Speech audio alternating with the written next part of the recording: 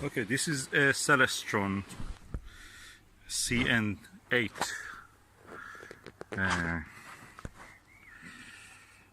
F5 telescope, and now we are in allotment and you can see the moon, and this is the first time actually I'm looking through an 8-inch telescope, so let's go and see what we can find.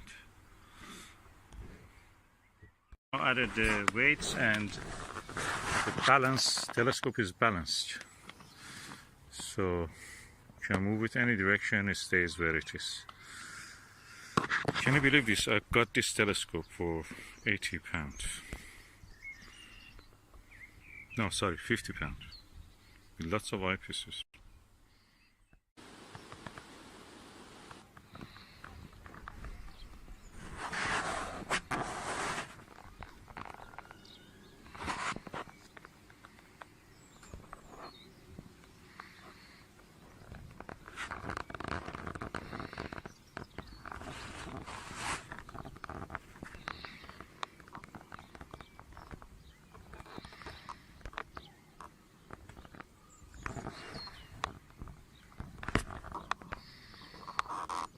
The picture quality is amazing. The camera cannot show it really. Oh, I never saw through a 8-inch telescope. This is the first time I'm seeing. And I just want to show you how actually my setup is. The mirror, I want to show you the mirror. It's covered in muck and cobweb.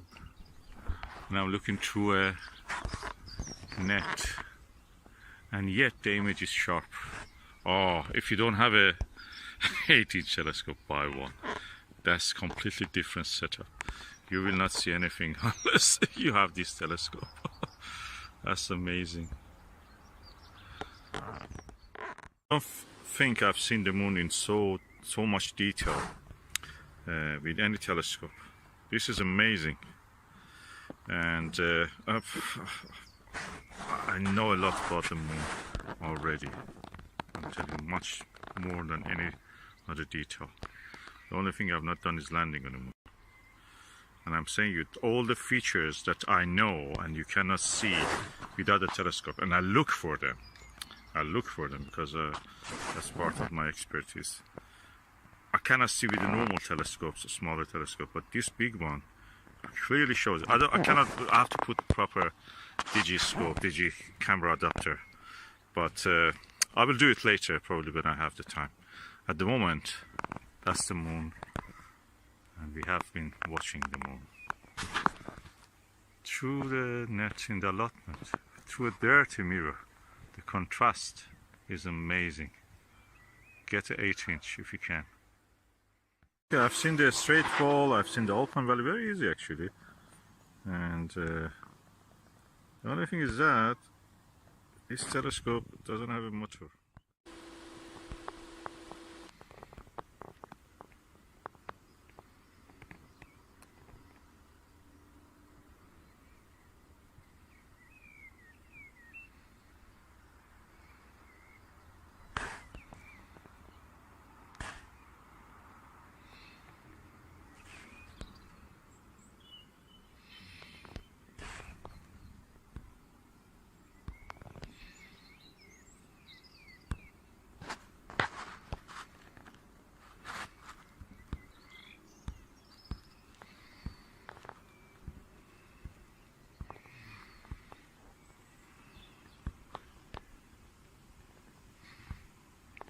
What you see near the left of the center, a little crater, that is actually the igneous real end crater or mid crater. It's amazing. You see so many lava flows. This area, which is darker and near the lower left center, it's very rugged, some part of it. I try to put an arrow on it if I can when I'm editing the video, but I may not.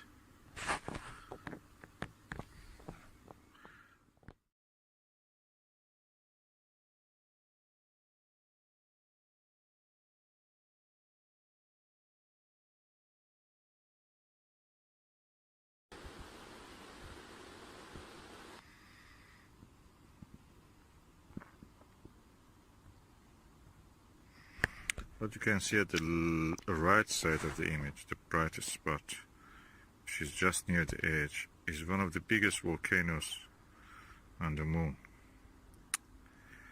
And that volcano, it took so long to identify it as a volcano. This is a, you can see this is something like Iceland.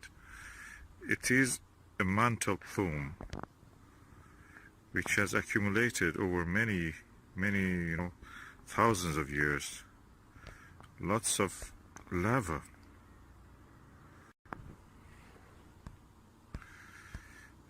What you see here is Herodotus crater. Then that curly line is called Cobra's head. Is actually a lava tube. And the bright crater was, I think, Eratosthenes. Or Aristarchus. Yeah, Aristarchus, I think. Yeah, that was it.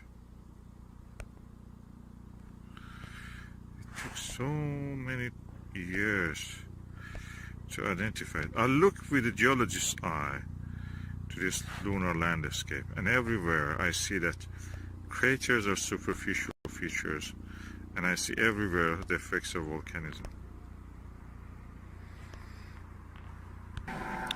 Like what you see now also beside, this is part of the Alpine mountain. This is Iridium Bay, the crater is there, and I can see some volcanic dome exactly on two parallel fault lines. There's a graben.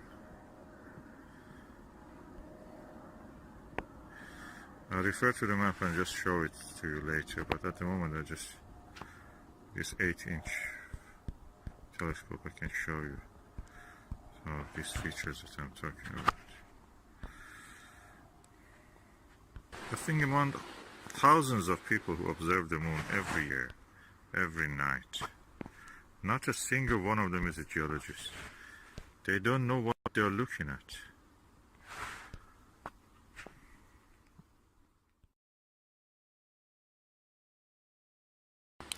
I like to compare that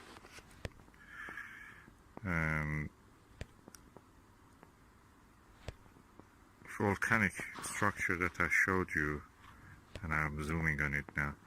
Compare it to Olympus, Mons Olympus on the Mars. A complete volcanic dome, volcanic shield.